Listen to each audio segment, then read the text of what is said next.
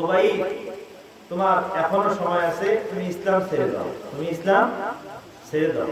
খুবাইব রাদিয়াল্লাহু তাআলা কে জেলে আটকানো হলো, জেলে বন্ধ করে দেওয়া হলো।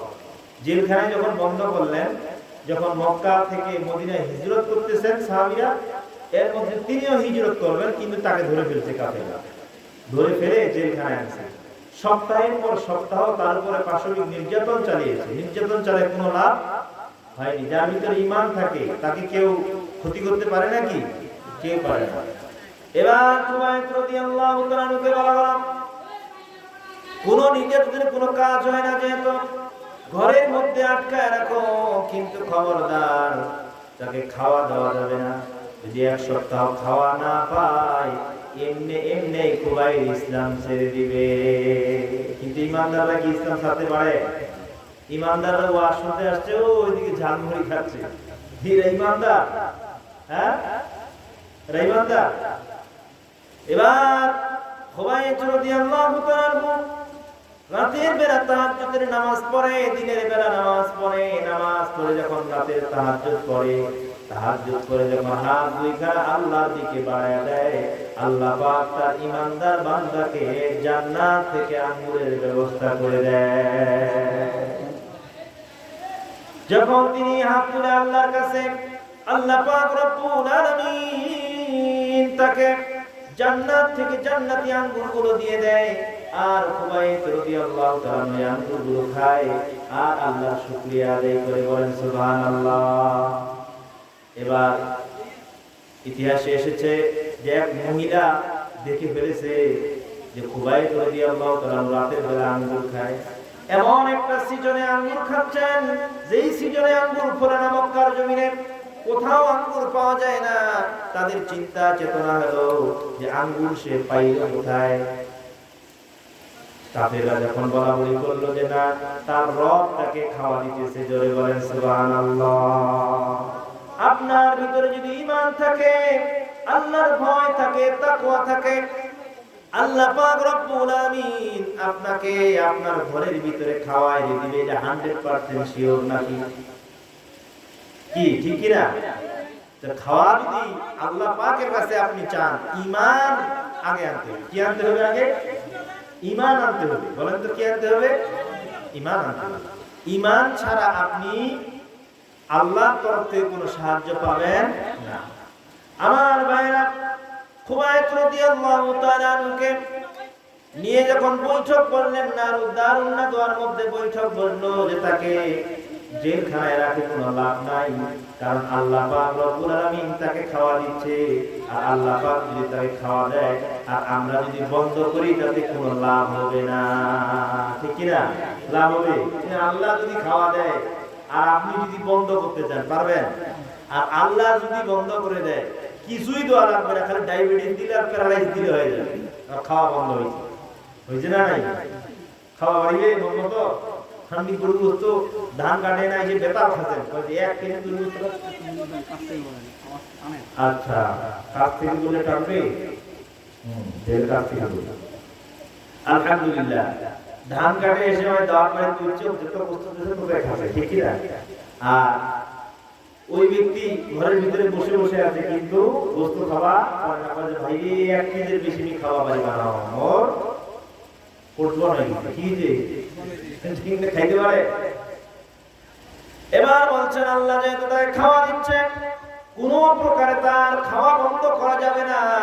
আল্লাহ যদি তাকে টিকায় রাখে, পৃথিবীর কেউ তাকে অপমানিত করতে পারবে না, মারতে পারবে না, কারণ হায়াত মতের মালিকটাকে বলেন তো। এবার কাফেররা বলল ঠিক আছে, তাকে নিয়ে যাওয়া হোক মরুভূমিতে। তাকে ধরে মরুভূমির মধ্যে নিয়ে যাওয়া হলো।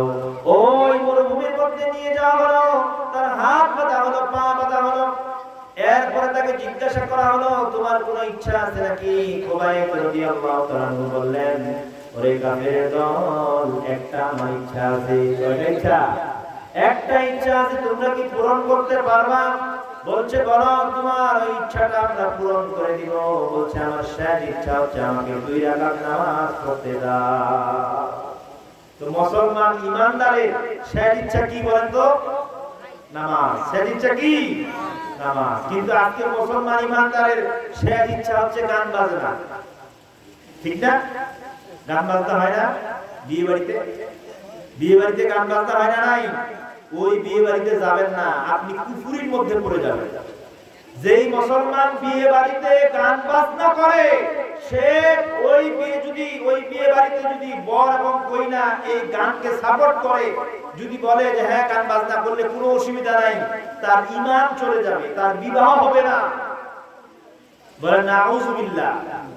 এবং ইমাম সাহেবের জন্য ওয়াজিব হলো ওই বিবাহ পড়াইতে তিনি যাবেন না, যদি যান তাহলে ওয়াজিব তরক করবে। গান বাজনা যে বিয়ে বাড়িতে হয়, ওই বিয়ে বাড়িতে কোনো মুসলমান যাইতে পারে? কোন মুসলমানের বিয়ে বাড়িতে গান বাজনা চলতে পারে? একটু জোরে করেন না, তুমি জোরে কয়ে যে আমি আস্তে কই, কারণ গান বাজনা আমরা কম বেশি সবাই এক করে বাজাই নাকি? বাজাইলে বলে দলিল কি? মহান রব্বুল আলামিন দলিল দিচ্ছেন, وَمِنَ النَّاسِ مَن يَشْتَرِي لَهْوَ الْحَدِيثِ لِيُضِلَّ عَن سَبِيلِ اللَّهِ بِغَيْرِ عِلْمٍ وَيَتَّخِذَهَا هُزُوًا أُولَئِكَ لَهُمْ عَذَابٌ مُهِينٌ। আল্লাহু আকবার। আল্লাহ পাক রব্বুল আলামিন মুমিনদেরকে বলছেন, ওয়ামিনান নাসি মান ইয়াশতারি লাহওয়াল হাদিস, মানুষের মধ্যে কেউ কেউ অজ্ঞ লোকদেরকে আল্লাহর পথ হতে বিচ্যুত করার জন্য আশার বাক্য ক্রয় করে লাহওয়াল হাদিস। এর তাফসীর হচ্ছে প্রায় ৭০ জন মুফাসসির তাফসীর করেছে যে গান বাজনা, বাদ্যযন্ত্র যারা বাজাবে এবং বাদ্যযন্ত্রের গান যারা শুনবে। আছে না মোবাইলে গান বাজনা, আছে না নাই? আশার বাক্য, কোন ব্যক্তি যদি মোবাইলটা ক্রয় করে যে আমি যাতে গান বাজনা শুনবো, নর্তকীর নাচ দেখবো, সে নিঃসন্দেহে কুফরি করেছে। আর কোন ব্যক্তি বিবাহ বার্ষিকীতে বা বিবাহের মধ্যে যদি গান বাজনা করে, নিঃসন্দেহে সে কুফরি করেছে। যে জায়গায় কুফরি হয় ওই জায়গায় মুমিনরা যাইতে পারে না, কি বলেন? কোন কুফরি জায়গায়, কোন কুফরির মজলিসে কোন মুমিন ব্যক্তি যাইতে পারে? ওই বিয়ে বাড়িতে যাওয়া যাবে? যেই বিয়ে বাড়িতে কুফরি হয় যাওয়া যাবে নাকি? লাহওয়াল হাদিস, আশার বাক্য ক্রয় করে। কেউ যদি টিভি কিনে আনে, ক্রয় করে যে আমি এদিকে সিনেমা দেখবো, স্টার জলসা দেখবো, গান বাজনা দেখবো, সে নিঃসন্দেহে কুফরি করেছে, তার ঈমান হারিয়ে গেছে, সে বেঈমান হয়ে গেছে। আর গান বাজনা হয় বিয়ে বাড়িতে, মুরব্বিদেরকে বলা হয়, বাবা তোমার এত বয়স হয়েছে, তোমার ছেলের বিয়ে বাড়িতে গান বাজনা কেন? তুমি ৫ ওয়াক্ত নামাজ পড়ো, আবার গান বাজনা তার বাড়িতে বাজে, তাহলে সোয়াল করে শুনে গেল। মূলত ইন্ধন আছে, কি আছে? ইন্ধন আছে। যদি ডাইরেক্ট করে আমার বাড়িতে আমার ছেলের বিয়েতে কোনো গান বাজনা চলবে না, যে গান বাজনা করবে আমি তাকে শাস্তি দিব, আমার এই বাড়ি থেকে তাকে বের করে দিব, এই কথা যদি বলতে পারে তাহলে বোঝা যাবে সে মুসলমান ইমানদার। বলেন সুবহানাল্লাহ, সে মুসলমান ইমানদার। আর যদি বলে যে ভাই সোয়ালা কয় শুনে না, ওই যে নামাজও পড়েছে, গানও শুনেছে, তাহলে বলেন মুনাফিকের স্বভাব কি বলেন তো? ইজা জাআকাল মুনাফিকুন ক্বালু নাশহাদু ইন্নাকা রাসূলুল্লাহ। হযরতে আল্লাহ তাআলা মুনাফিক সম্পর্কে একটা সূরা নাযিল করেছেন, বলেন সুবহানাল্লাহ। আবার কাফেরদের সম্পর্কে একটা সূরা নাযিল করেছেন, আবার ঈমানদারদের সম্পর্কে একটা সূরা নাযিল করেছেন, বলেন সুবহানাল্লাহ। এই তিন ব্যক্তি সম্পর্কে তিনটা সূরা আছে। এর তাফসীরে আমি যাব না। মুনাফিকদের স্বভাব সম্পর্কে ওমর রাদিয়াল্লাহু তাআলা বলছে যে মুনাফিকের স্বভাব হলো, একটা বকরা ছাগল আছে না, বান্ডা ছাগল আছে না নাই? বকরা ছাগল যদি মাঝখানে বাঁধে রাখেন আর দুই সাইডে যদি দুইটা বকরি ছাগল রাখেন, পাঠাটা একবার ডান দিকে যাবে, একবার বাম দিকে যাবে, যাবে কিনা? তো মুনাফিকদের স্বভাব হলো সে গান বাজনাও শুনবে, নামাজও পড়বে, এটা হচ্ছে মুনাফিক। সে ইসলামের কাজও করবে, ইহুদি নাসারাদের কাজও করবে। এটা কি বলেন তো? মুনাফিক। এই মুনাফিক কাজ আমাদের সমাজে করা যাবে? গান বাজনা করা যাবে? তাহলে যদি আপনি গান বাজনাও করেন, নামাজও পড়েন, কোরআন তেলাওয়াত করেন, তাহলে আপনি মুনাফিক হয়ে যাবেন। কি হয়ে যাবেন? মুনাফিক হয়ে যাবেন। এই জন্য আল্লাহ পাক রব্বুল আলামিন এই সমাজ থেকে নয়, শুধু গোটা বাংলাদেশে যেখানে ইসলামের শরীয়তের বিধান হচ্ছে, এই বিবাহ একটি পবিত্র কাজ, এই পবিত্র কাজকে গান বাজনা দিয়ে যেন আমরা পবিত্র না করি। সবাই বলুন আল্লাহুম্মা আমিন। আমার ভাইরা, খুবাইব রাদিয়াল্লাহু তাআলাকে মরুভূমির মধ্যে নিয়ে গেছে, 2 রাকাত নামাজ পড়ার সুযোগ দিয়েছে। হযরত খুবাইব রাদিয়াল্লাহু তাআলা 2 রাকাত নামাজ পড়লেন। 2 রাকাত নামাজ, প্রথম রাকাতটা একটু দেরি করলেন, দ্বিতীয় রাকাতটা খুব তাড়াহুড়া করে পড়লেন। সালাম ফিরালেন। কাফেররা জিজ্ঞাসা করলো, খুবাইব, প্রথম রাকাত তুমি অনেক লং করেছো, দ্বিতীয় রাকাতটা কেন শর্ট করলা? এবার খুবাইব রাদিয়াল্লাহু তাআলা বললেন, ওরে কাফেরের দল, আমি যদি প্রথম রাকাতটা যখন লম্বা করেছি, যখন কোরআন থেকে তেলাওয়াত করছিলাম, আমার মনে হচ্ছিল যে আমি সারাদিন সারা রাত নামাজের ভিতরে কোরআন শরীফ খতম দিয়ে দেই। সুবহানাল্লাহ, কোরআন শরীফ খতম দিয়ে দিই, নামাজটা সাথে মন চাচ্ছিল। কিন্তু পরক্ষণে আমার মনে হলো, আমি যদি নামাজকে লম্বা করি, কাফেররা মনে করবে যে মরণের ভয়ে ঈমানদার ব্যক্তি খুবাইব, আল্লাহর নবী সাহাবী, মরণের ভয়ে সে নামাজটা লম্বা করেছে। এই জন্য দ্বিতীয় রাকাতটা আমি খুব শর্ট করে পড়েছি, যেন কাফেরের দল বলতে না পারে যে মুমিন ব্যক্তি মরণের ভয়ে নামাজ লম্বা করেছে। সুবহানাল্লাহ। নামাজের ভয়ে, শয়তানের ভয়ে, মরণের ভয়ে নামাজ কোনো শর্ট করা যাবে? যাবে না। শিক্ষা দিলেন। খুবাইব রাদিয়াল্লাহু তাআলা বললেন, কোথায় আমাকে তোমরা মৃত্যুদণ্ড দিবা? মঞ্চটা দেখিয়ে দাও। তারা বলল, ওই যে সামনে মঞ্চ সাজিয়েছি। খুবাইব রাদিয়াল্লাহু তাআলা কারো দিকে তাকালেন না, দৌড় দিলেন মরণের মঞ্চের দিকে। দৌড়াতে দৌড়াতে যখন মরণের মঞ্চের দিকে চলে গেলেন, কাফেররা তাকে জিজ্ঞাসা করছে, ও খুবাইব, তুমি কি মরণকে ভয় পাও না? এবার খুবাইব রাদিয়াল্লাহু তাআলা বললেন, মুমিনটা কোনদিন মরণকে ভয় পায় না। মুমিনটা কি মরণকে ভয় পায়? এর নাম হচ্ছে মুসলমান, ঈমানদার। খুবাইব রাদিয়াল্লাহু তাআলা 2 হাত করা হলো, পা করা হলো। এবার একজন কাফেরকে বলছে, এ খুবাইব, তোর সামনে যদি তোর নবী মুহাম্মদকে এনে আমরা দরজার আঘাত দেই, তার জীবনটা, তার গর্দান যদি ফেলে দেই, ওই ভণ্ড নবীকে তোর সামনে যদি এনে আমরা মারি, কেমন হবে? খুবাইব রাদিয়াল্লাহু তাআলা কোনো কথা বললেন না, দীর্ঘক্ষণ চুপ করে থাকলেন। মুখটা বন্ধ করে থুতুগুলো জোগাড় করলেন। অনেকগুলো থুতু যখন মুখের মধ্যে যখন এসে গেল, তখন ওই থুতুগুলো ওই কাফেরের উপরে নিক্ষেপ করলেন। জোরে বলেন সুবহানাল্লাহ। আমার নবীর উপরে যখন আঘাত আসবে, কোন মুসলমান সহ্য করতে পারবে? কোন মুসলমান সেটা সহ্য করতে পারবে না। খুবাইব রাদিয়াল্লাহু তাআলা থুতু মেরে দিলেন। থুতু মারার সঙ্গে সঙ্গে কাফের খুব গরম হয়ে গেলেন। সঙ্গে সঙ্গে তার হাতের মধ্যে একটা বাড়ি দিলেন, ডান হাতটা ছিটকে পড়ে গেল। খুবাইব রাদিয়াল্লাহু তাআলার ভাই, নিজের ভাই জিজ্ঞেস করলেন, ওরে ভাইয়া, তোমার হাত কেটে ফেলে দিল, তুমি হাসতেছো কেন? বলছে, ভাইজান, তুমি দেখো না, কিন্তু আমি দেখি আমার একটা একটা করে অঙ্গ শরীর থেকে ফেলে দিচ্ছ, আর আল্লাহ পাক রব্বুল আলামিন একটা একটা করে জান্নাত আমাকে দান করতেছে। সুবহানাল্লাহ। আওয়াজটা কম, সুবহানাল্লাহ আওয়াজটা কম কেন? একটু বাড়াই দিলে তাহলে তো ইনশাআল্লাহ। খুবাইব রাদিয়াল্লাহু তাআলা এবার তিনি চুপ করে আছেন, আর বললেন, খবরদার, আমার নবীকে এখানে এসে মারা তো দূরের কথা, আমার নবীর নামে যদি আরেকটা খারাপ কথা বলো, আমি তোমার গর্দান ফেলে দিব। জোরে জোরে বলেন সুবহানাল্লাহ। অথচ হাত বাঁধা, পা বাঁধা, কিন্তু ঈমানি শক্তি কত বড়, যে আমার সামনে যদি আমার নবীকে গালি দাও, তোমার গর্দান আলাদা করে দিব। বলেন সুবহানাল্লাহ। এই হচ্ছে ঈমানদের জজবা। যারা ঈমানদার হবে, তারা কখনো মরণকে ভয় পাবে না। মরণের সামনে দাঁড়িয়ে আমার ইসলামের ঝান্ডা তারা উঠাই দিবে। বলেন ঠিক না বেঠিক? আমার ভাইরা, খুবাইব রাদিয়াল্লাহু তাআলার একটা একটা অঙ্গ হানি করতেছে।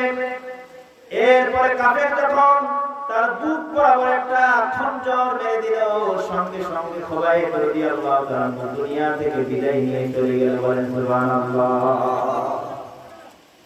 এরা হচ্ছে ঈমানদার। এরা কি? ইমানদার। আমার মায়েরা, আমার বন্ধুরা, খাস করে আমার মায়েরা সব সময় ওয়াজ শোনার জন্য আসে।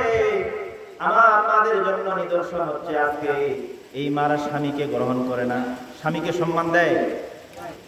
আজকে অনেক নারী আছে স্বামীকে সম্মান দেয় না, স্বামীকে কদর করে না, স্বামীকে ভালোবাসে না, সব সময় স্বামীর সাথে তুই তুই করে কথা বলে, ঠিক না? এই মা জানে না যে স্বামীর কদর কত বড়। আল্লাহ নবী বলেছে যে কোন স্ত্রী যদি মৃত্যুবরণ করে আর স্বামী যদি সন্তুষ্ট থাকে সে জান্নাতে চলে যাবে। বলেন সুবহানাল্লাহ। আমার বন্ধুরা, ইসলামের প্রথম শহীদ কে বলেন তো? ইসলামের প্রথম শহীদ হয়েছে কে? একজন নারী। নারীদের অবদান এই ইসলামে অনেক আছে। বলেন তো ওই নারীর নামটা কি? সুমাইয়া রাদিয়াল্লাহু তাআলা। সুমাইয়া রাদিয়াল্লাহু তাআলা তিনি ইসলামের প্রথম শহীদ নারী। তার জীবন দিয়ে দেখিয়ে দিয়েছে যে প্রত্যেকটা ঈমানদার মহিলার কাজ কি। মহিলারা কি ঈমানদার নয়? মহিলাদের কি ঈমান আনতে হবে না? স্বামীর কদর করতে হবে না? সুমাইয়া রাদিয়াল্লাহু তাআলা তার সন্তান আম্মার হঠাৎ করে দেখে মায়ের সাথে কোনো কথা বলে না, বাবার সাথে তেমন কোনো কথা বলে না। বাবা জিজ্ঞেস করতেছে, আব্বা তোমার কি হয়েছে? বলে বলা যাবে না। মা বলতেছে, বাবা তোমার কি হয়েছে আমাকে বলো, তোমার মাকে বলা যাবে না। অনেকক্ষণ বলা বলির পরে বলল, আম্মা আব্বা আমি আমার নবী মুহাম্মদুর রাসূলুল্লাহর কাছে ইসলাম ধর্ম গ্রহণ করেছি। আর জোরে বলেন সুবহানাল্লাহ। এবার সুমাইয়া রাদিয়াল্লাহু তাআলার স্বামী ইয়াসির বলতেছেন, এ আম্মা তুমি কি কাম করেছো রে বাবা? তুমি ইসলাম গ্রহণ করেছো, আবু লাহাব, উতবা, শাইবা, আবু জেহেল যদি জানতে পারে তোমাদের আস্ত রাখবে না, তোমাকে এক্ষুনি মেরে ফেলবে তারা। তুমি ইসলাম ধর্ম ছেড়ে দাও, আমাদের ধর্মে চলে আসো বাবা। তারা যদি জানতে পারে যে তুমি ইসলাম গ্রহণ করেছো এখনই তোমাকে মারবে। এবার বললো, আচ্ছা বাবা ইসলাম গ্রহণ করেছো, নবীজি কি বলে একটু বলো তো আমাকে। এবার আম্মার রাদিয়াল্লাহু তাআলা বলছে, আম্মা জান আল্লাহর নবী বলেছে দুনিয়ার জমিনে কে দাসী আর কে রাজা, আল্লাহর কাছে সবাই সমান। বলেন সুবহানাল্লাহ। মানুষের অধিকার দিয়েছে, কেউ দাসী হলে তাকে তোমরা নিম্নয়ে সবসময় তাদেরকে পায়ের নিচে রাখবা, এটা হবে না। এই পৃথিবীর জমিনে সমস্ত মানুষের অধিকার হচ্ছে সমান, কোনো বৈষম্য নেই। কোনো মানুষের সাথে কোনো মানুষের বৈষম্য চলবে না। এটা হচ্ছে আল্লাহর কোরআনের বর্ণনা। এই সুন্দর সুন্দর কথাগুলো যখন শুনলেন তখন সুমাইয়া রাদিয়াল্লাহু তাআলা বললেন, ও আম্মা আমার সন্তান তুমি আমাকে নিয়ে যাও, আমি তোমার নবীর কাছে মুহাম্মদের কাছে আমি মুসলমান হয়ে যাব। আমি মুসলমান হয়ে যাব, আমাকেও নিয়ে যাও। এবার যখন তার স্বামী ইয়াসির বলল, আমার স্ত্রী আমার সন্তান আম্মা রাদিয়াল্লাহু তাআলার কথাগুলো আমাকে খুব ভালো লেগেছে। ইসলাম কোনো বৈষম্য রাখে নাই, ইসলাম গরিব দুঃখী সবাইকে সমান ভাবে। অতএব ইসলাম যদি প্রতিষ্ঠিত হয় গরিবদের লাভ হবে, গরিবরা সবসময় উপকৃত হবে, মুমিন ব্যক্তিগুলো উপকৃত হবে। অতএব আমার কাজ হলো চলো আমরা স্বামী স্ত্রী দুজনে গিয়ে মুহাম্মদ সাল্লাল্লাহু আলাইহি ওয়াসাল্লামের কাছে ঈমান গ্রহণ করি। বাপ মা ছেলে তিনজনে আমার নবীর দরবারে হাজির হয়েছে। আমার নবী জিজ্ঞেস করলেন, ও ইয়াসির কি কারণে এসেছো? সুমাইয়া তুমি কি কারণে এসেছো? আম্মা রাদিয়াল্লাহু তাআলা বললেন, ও ইয়া রাসূলুল্লাহ, ইয়া হাবিবাল্লাহ, আল্লাহর নবী আমার কাছে কথা শুনেছে ইসলামের কথাগুলো শুনে আমার আব্বা আম্মা দুজনে ইসলাম গ্রহণ করার জন্য আপনার কাছে এসেছে। আমার নবী দেরি করলেন না, বললেন পড়ো লা ইলাহা ইল্লাল্লাহ মুহাম্মাদুর রাসূলুল্লাহ। কালিমা পড়লেন, মুসলমান হয়ে গেলেন, বাড়ির ভিতরে চলে আসলেন। খবর পৌঁছে গেছে পুরা মক্কার জমিনে যে আম্মার এবং তার আব্বা, আম্মা ইয়াসির, তার আব্বা সুমাইয়া দাসী সে ইসলাম গ্রহণ করেছে। সঙ্গে সঙ্গে বাহিনী চলে আসলো, কাফেরদের বাহিনী আসলো। কাফেরদের বাহিনী এসে তিনজনকে নিয়ে গেল। এই তিনজনকে যখন নিয়ে গেল মরুভূমির মধ্যে, তাদেরকে বাধা হলো।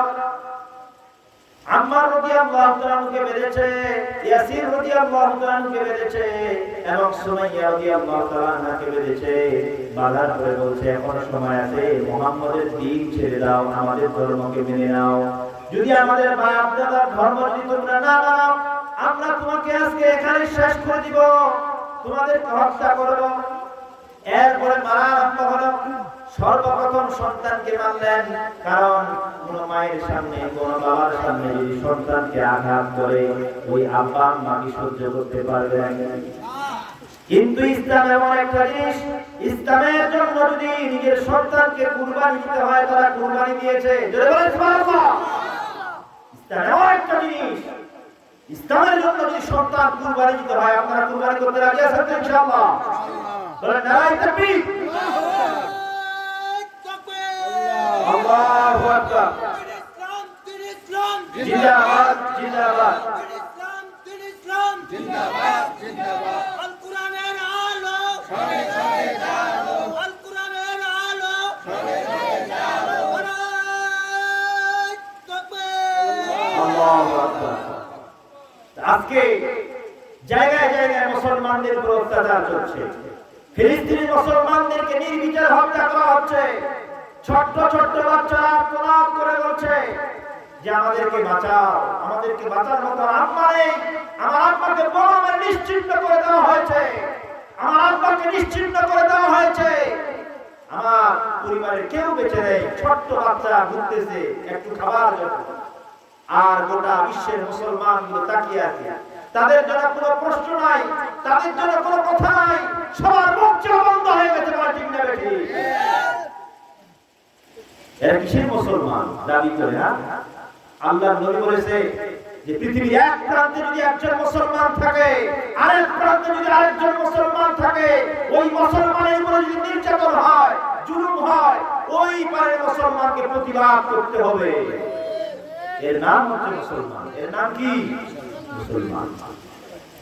আমার বন্ধুরা, সুমাইয়া রাদিয়াল্লাহু তাআলা বললেন, তোমার সামনে তোমার সন্তানকে মারা হচ্ছে, এখন সময় আছে, তুমি ইসলাম ত্যাগ করো, তোমার সন্তানকে ছেড়ে দাও। কোনো প্রকারেই তারা মাই থামাচ্ছে না। এবার সন্তানকে মারে যখন কোনো লাভ হয় না, তার স্বামী ইয়াসিরকে ধরল। সুমাইয়া রাদিয়াল্লাহু তাআলাকে বললেন, এ সুমাইয়া, তোমার সামনে তোমার বয়স্ক স্বামী তোমার সামনে মাই খাচ্ছে, তুমি কিভাবে সহ্য করতেছো? এখনো সময় আছে, তুমি যদি তোমার স্বামীকে বাঁচাতে চাও তাহলে ইসলাম ছেড়ে দাও। ইসলাম ছাড়বে নাকি? ছেড়ে দাও। কোনো কথা বললেন না, চুপ করে আছে। মারতে মারতে যখন চামড়াগুলো ছিঁড়ে নিয়ে আসিরে, স্ত্রীর সামনে যখন স্বামীর চামড়া ছিঁড়ে নিল, স্ত্রী কোনো কথা বললেন না। জোরে বলেন সুবহানাল্লাহ। এর নাম হচ্ছে ঈমান। যখন ঈমানের উপর আঘাত পড়বে, ইসলামের উপর আঘাত পড়বে, মুসলমানদের উপর আঘাত পড়বে, তখন মুসলমানরা চুপ করে বসে থাকবে না। ঠিক না বেঠিক? আমার ভাইরা, মারে কোনো লাভ হয় না। সুমাইয়া রাদিয়াল্লাহু তাআলাকে বললেন, বুঝেছি, তুমি তোমার সন্তানের মোহ ছেড়ে দিয়েছো, স্বামীর মোহ ছেড়ে দিয়েছো। আমার মনে হয় তুমি মুহাম্মদের চেহারাটা সুন্দর, আমার মনে হয় মুহাম্মদের প্রেমে তুমি পাগল হয়ে গেছো তাকে বিবাহ করার জন্য। বলেন নাউযুবিল্লাহ। কাফেররা কত উল্টা বলে, বলেন এর কত বলে কাফের আছে না, নাস্তিক আছে না, শুধু কটূক্তি করে। আমার ভাইরা, সুমাইয়া রাদিয়াল্লাহু তাআলা যখন বলল যে তুমি কি নবীর প্রেমে পাগল হয়ে গেছো, এই বুড়া স্বামীকে ভালো লাগে না, তুমি কি মুহাম্মদকে বিয়ে করতে চাচ্ছ না? বুঝছি। সুমাইয়া রাদিয়াল্লাহু তাআলা হাত বাঁধা পা বাঁধা প্রতিবাদ করতে পারতেছে না, মুখের মধ্যে অনেকগুলো থুতু জমা করলেন। সঙ্গে সঙ্গে আবু জেহেল কিংবা কাফেরের মুখের উপরে থুতু নিক্ষেপ করলেন। আল্লাহু আকবার। কাফেরটা জেগে উঠলো, কাফের হুঙ্কার করে উঠল আবু জেহেল, বলে আবু জেহেল গায়ে আঘাত করো, থুতু নিক্ষেপ করো। সঙ্গে সঙ্গে একটা বদলা মেরে সুমাইয়া রাদিয়াল্লাহু তাআলা লজ্জা স্থানে এমন জোরে আঘাত করলেন, লজ্জা স্থান দিয়ে বের হয়ে মাথা দিয়ে ফিটকি হয়ে বের হয়ে গেল। আল্লাহু আকবার। ইমানদার কাকে বলে দেখেন, এই জন্য আল্লাহ বলছেন দরাবাল্লাহু মাসালান লিল্লাযীনা আমানু, হে ইমানদাররা, তোমাদের জন্য ফেরাউনের স্ত্রীকে আমি নিদর্শন বানিয়েছি, তোমরা দেখো ফেরাউনের স্ত্রী কি করছে। সুমাইয়া রাদিয়াল্লাহু তাআলা মুস্কি মুস্কি হাসে। আবু জেহেল জিজ্ঞেস করলেন, ও সুমাইয়া, কি কারণে হাসতেছো? বলছে, তোমরা আমাকে আঘাত করতেছো, কিন্তু আমি আমার রবকে, আমার আল্লাহকে দাওয়াত করেছি। আল্লাহ, আজকে যে দাওয়াত চলতেছে, আল্লাহ, আমি সুমাইয়া তোমাকে দাওয়াত করলাম, এই দাওয়াত তুমি নিজে অংশগ্রহণ করো। জোরে জোরে বলো সুবহানাল্লাহ। আল্লাহ তাআলা বলেন, জিবরাইল, আমার বান্দী আমাকে দাওয়াত করেছে, আর বসে থাকা যায় না, আর বসে থাকা যায় না। সুমাইয়াকে তার সন্তানের সামনে, স্বামীর সামনে, গোটা মক্কাবাসীর সামনে উলঙ্গ করেছে, একটা কাপড় ছিল না, কিন্তু আল্লাহর জন্য তিনি পাগল ছিলেন। বলে সুবহানাল্লাহ। নারী তিনিও ছিলেন, আর আপনার মা, আমার মা, আমার বোন, আপনার মেয়ে, তারাও নারী, বেপরদা বেপরোয়া হয়ে রাস্তাঘাটে ঘুরে, ঠিক না বেঠিক? আমি তো জানি যে ওয়াজ মাহফিলে অনেক ছেলে মেয়েরা আসে প্রেম করতে, বলে নাউজুবিল্লাহ। কি করতে আসে? বলে প্রেম করতে আসে। সংবাদ পেয়েছি আমি, যদি প্রেম করতে না আসে তাহলে বাজারে থাকবে কেন? ওয়াজ শুনতে আসতে ওয়াজ শুনতে। নারীরা প্যান্ডেলের ভিতরে থাকবে, এরা প্যান্ডেলের ভিতরে না থেকে জুলাবি খাইতেছে দুলাভাইয়ের কাছে। জীবনে জুলাবি খায় না, আজকে এই জুলাবি খাইতে। এই নারী ওয়াজ শুনে কোনো ফায়দা আছে? এই মা যদি সারা জীবন ওয়াজ শুনে কোনো লাভ হবে? আমার মায়েরা, আমার বোনেরা, আপনি বেপরদা বেপরোয়া বেহায়া হয়ে ঘুরেন, কিন্তু সুমাইয়া নারী, তিনি প্রথম শহীদ নারী ইসলামের। এই নারী পৃথিবীর সমস্ত নারীদেরকে শিক্ষা দিয়েছে যে ইসলাম যারা গ্রহণ করেছি জীবন দিয়ে দিব, ইসলামের জন্য রক্ত দিয়ে দিব, সন্তান দিয়ে দিব, স্বামী দিয়ে দিব, কিন্তু ইসলামের একটা বিধান লঙ্ঘন করতে দিব না, একটা বিধান লঙ্ঘন করব না। এতে যদি জীবন চলে যায়, জীবন চলে যাবে, কিন্তু ইসলামের বিধান হচ্ছে পর্দা করা, ঠিক না বেঠিক? আমি বাজার মসজিদে ইমাম আপনারা বানিয়েছেন, আমি দেখি যে নারীরা এমন বেপরদা বেপরোয়া হয়ে হাঁটে, মাঝে মধ্যে ঈমান নিয়ে টিকে থাকাটাই মুশকিল হয়ে যায়, ঠিক না বেঠিক? একদিন মসজিদ থেকে বাইরে হচ্ছে, একটা মহিলাকে মারলো আমার ধাক্কা। পিলারটা আছে না মসজিদের গেটের সামনে, পিলারটা, ওইখানে পড়ার জন্য আমি পড়ে গেলাম। ওই মহিলা পিছন দিকে তাকায়া দেবে না, যে লোকটা যে একটা ধাক্কা মারলাম, ওটা জাহান্নাম দিয়েছে না জান্নাত দিয়েছে, একটু দেখি, একটু পিছিয়ে তাকাইল না। ও ওর মতো গতিতে যাচ্ছে, 100 স্পিড। মনে হয় দুনিয়ার দায়িত্বগুলো অকাই দিছে ওর স্বামীরা। এই জোরচুর স্বামী আছে না, কতগুলা আছে না? নাই? এরকম স্বামী ঘরে ঘরে আছে না? এ বিবাহ যে করছে কেন আল্লাহ জানে। এটার বিবাহ দিয়েছেন কেন? অকর্মা স্বামীকে, যে স্বামী স্ত্রীকে কন্ট্রোল করতে পারে না, এ কিভাবে থাকে বলেন তো? আছে না এরকম স্বামী স্ত্রীকে কন্ট্রোল করতে পারে না? বাজার করে যাবে ওর মন মতো, ওটা দুলাভাই দেখা আসি, বন্ধু দেখা আসি, মনে হাসে যে যায়, ও ভাই ভাবি আছেন, আইসা মিষ্টি মিষ্টি খাও, মিষ্টি খাই, ফোন নাম্বারটা নিন, পরে ফোন নাম্বারটা নেওয়ার পর আস্তে আস্তে কথা কইতে কইতে একদিন দেখো মাইয়া নাই। এ ভাই এমন হচ্ছে না? কথাগুলো বাড়ায় বলতেছি না, সত্য কথা বলতেছি। আমার মাদ্রাসার একটা ছোট্ট বাচ্চা এসে কাঁদতেছে, 1 মাস থেকে নাই। বলে কি যে বাবা? স্বামীরা আনে আমাকে দিচ্ছে আর কাঁদতেছে। বলছে, হুজুর, আমার স্ত্রী একটা ছেলের সাথে সম্পর্ক, তারপরও আমি মেনে নিছি সন্তানগুলোর জন্য, কিন্তু ওই স্ত্রীটা বলছে কি, আমার মেয়ে আছে 7 পড়ে, এই ছেলেটা এবার 2য় জামাতে পড়ে, সাতখানা ইসলাম ফাজিল মাদ্রাসা, পালিয়ে গেছে। এসে কান্না করতেছে, আল্লাহু আকবার। স্বামীটা কান্না করতেছে স্ত্রীর জন্য, এই স্বামী কত ভালোবাসতে তার চোখ দিয়ে পানি বের হয় ওই স্ত্রীর জন্য, বলে ঠিক না বেটি? এই স্বামী রাত দিন পরিশ্রম করে নিজে একটা জামা কিনে না, নিজে একটা প্যান্ট কিনে না, সব সময় স্ত্রীর জন্য, সন্তানের জন্য চিন্তা করে। আর এই নাফরমান স্ত্রী ওই স্বামীকে ধোঁকা দিয়ে, যে স্বামী ইনকামের টাকা দিয়ে মোবাইল কিনে দিয়েছে, ওই মোবাইল দিয়ে প্রেম করে ওই স্বামীকে ধোঁকা দিয়ে চলে যায়। তোর জন্য জাহান্নাম ছাড়া আর কোনো উপায় নাই। পৃথিবীর কোনো মানুষ নাই তোর মতো নারীকে কেউ জান্নাতে দিতে পারে। যে কেমন নারী, যে নারী স্বামীকে ধোঁকা দেয়। আল্লাহু আকবার, আল্লাহু আকবার।